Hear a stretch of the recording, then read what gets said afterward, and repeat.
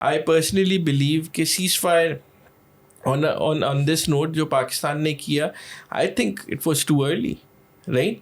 और मेरा ये पॉइंट है कि उस पर हम स्ट्रेटेजिकली अगर आप इजाज़त दें तो लेट मी एक्सटेंडेड कि ये हमारा एक ब्लंडर है, ये जो हमने cease fire. I know the policy makers हमारे जो हैं, I could understand the kind of pressure वो में होंगे अमेरिकन एडमिनिस्ट्रेशन की तरफ से, वो भी कि यार इंडिया रोकना चाह रहे हैं, वो भी रुक जाए. बट पॉइंट इज़ कि मेरा एक पर्सनल ये था कि हमने जो जंग लड़ी है वो जम्मू में लड़ी है, या अभी हमने पंजाब के में लड़ी है, या उधमपुर पे कह दें, या भुज पे जो हमने ड्रोन्स भेजे थे.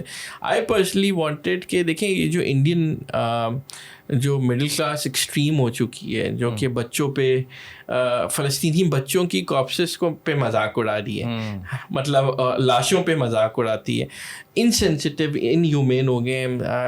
दे are somehow they are the warmongers and they are in that जो नाजीज अपने आप को समझते थे ना during world war Germany, that under Hitler, तो वो जो बनी थी उन तक हमारे पर्सनल वर्ल्ड स्ट्रेटेजिकली साइकोप्स अगर हमारे किसी भी तरह हमारे मिसाइल जाके न्यू दिल्ली, बॉम्बे या कहीं गिरते तो उन्हें एक बार एहसास होता कि जंग क्या होती.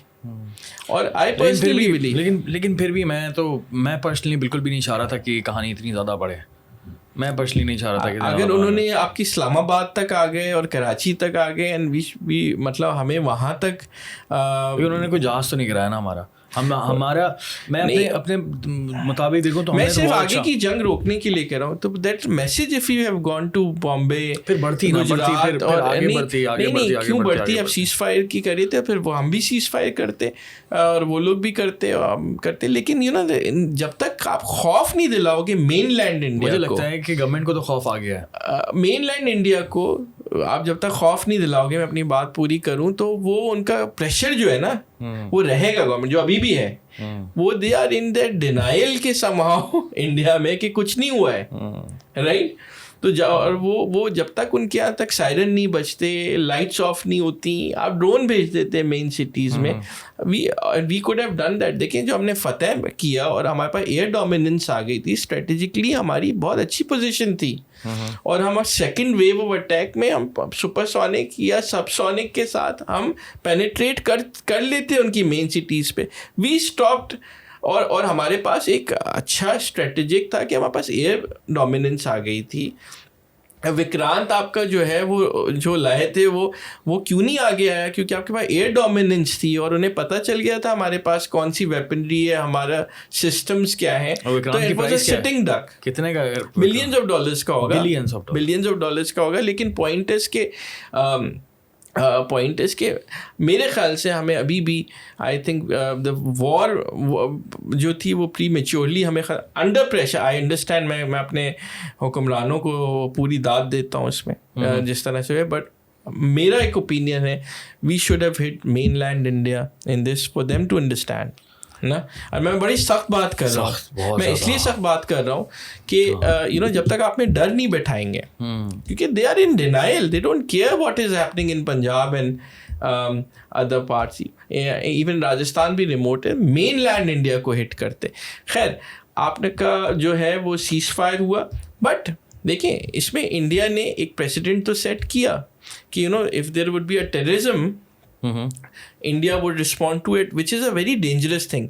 देखिए दुनिया में ज़ीरो टेररिज्म हो ही नहीं सकती.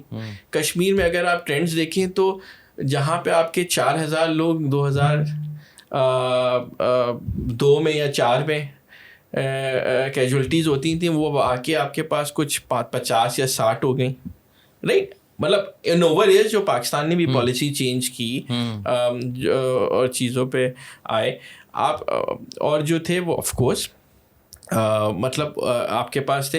तो ये प्रेसिडेंट सेट करना है कि, और मैं आपको एक और प्रेडिक्शन दूं, कोई भी वैको आके दिल्ली में या बॉम्बे में इन्हीं की तरफ का मुसलमान बन के मार दे किसी को जो कि फेक हो, फैनेटिक, जैसे हमने समझौता एक्सप्रेस पे देखा था. तो क्या मतलब ये फिर आप जंग पे आओगे, फिर आप अटैक कर देंगे, फिर आप अटैक करोगे. And this would happen. You are talking about 1.4 billion people. कोई 100-200 लोग, 500 लोग पागल तो होंगे ना उसमें, राइट? हमारे यहाँ भी कोई 30-40 लोग पागल तो होंगे, right? They are non state actors and we both countries need to understand and we'll talk about it. We'll talk about that. Fake news की बात करते हैं. उस दौरान क्या मैं थोड़ा सा इस वॉर स्ट्रेटजी पे कर लूँ बात, right? And I am being very, मैं कोशिश कर रहा हूँ कि आसान अल्फाज में सिखा पाऊँ चीज़ों को. देखें, जो आपके तो CNN सोर्स्ड इट कि फ्रेंच इंटेलिजेंस ने कि जहाज़ गिराए.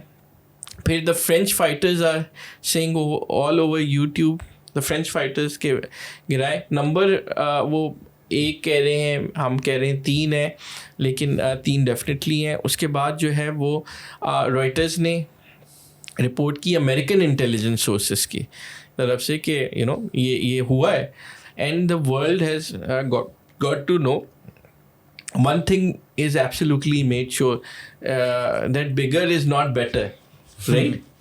Right. So if you have organized things, you can take on a bigger enemy. Lessons learned from what has happened. एक चीज़ कि ये conventionally जो है पाकिस्तान जो है वो इंडिया से जंग लड़ सकता है, जो इंडिया समझता था कन्वेंशनली नहीं लड़ सकता. हम लोग न्यूक्लियर डोमेन पे जो हमारे यहाँ भी बात करते हैं पाकिस्तान में, बिल्कुल गलत बात करते हैं. कोई पागल नहीं है चीज़ों पे. और वन ऑफ द रीजंस अब तक टैक्टिकल न्यूक्लियर वेपन की बात होती है, अब तक पाकिस्तान आर्मी के फील्ड कमांडर्स को टेक्निकल न्यूक्लियर वेपन्स नहीं दिए गए, राइट? वो एक बहुत ही आगे की बात है और वो होनी ही नहीं चाहिए बात. वो बात भी नहीं होनी चाहिए. मैं समझता हूँ आपके जो बेस्ट वेपन्स है ना, आपने फतेह यूज़ किया, मिसाइल एंड फतेह, तो आपके बेस्ट वेपन्स आपको कभी इस्तेमाल करने ही नहीं चाहिए. They should work as your deterrence, कि वो इस्तेमाल होंगे, उनका डर लगना चाहिए, वो इस्तेमाल नहीं होना चाहिए. दैट इज कॉन्सिक्वेंसेस पूरे रीजन के ऊपर बहुत बुरे पड़ेंगे. इंसानियत खत्म हो जाएगी यहाँ से यार. इंसानियत खत्म हो चुकी है मेरे ख्याल से इस रीजन से. बट मेरा रियल में खत्म हो जाएगी, मतलब मर जाएंगे सब. इन फिजिक नहीं, मैं न्यूक्लियर वाली बात ही नहीं कर रहा. जो पाकिस्तान से लोग इस तरह से इस चीज ने सिखाया कि Pakistan could take on India in a conventional war.